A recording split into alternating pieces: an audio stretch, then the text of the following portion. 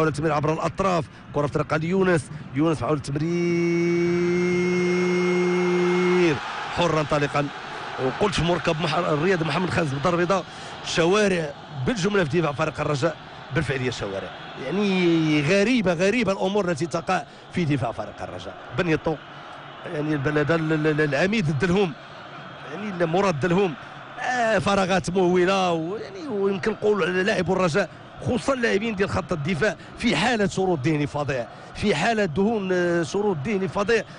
ما تمكنش المدرب، وخيبه يمكن نقول بهذه العباره، خيبه امل كبيره للانصار. يعني لاحظوا حرا طليقا ارتقى فوق الجميع، اعتقدوا خطا بانه في حاله تسلل. دلهم العميد يسكن كرته داخل مرمى الحارس خالد العسكري، وكأني به في حصة تدريبية وليس في مقابلة من هذا العيار. يعني موسم يعني ممكن نقول ليس كباقي المواسم. غريبة ولما نقول أمور تبعث الاستغراب في دفاع فريق الرجاء فأنا أعرف ماذا أقول. قلت ذلك في مقابلة ديال الذهاب وفي مقابلة ديال الكوكب.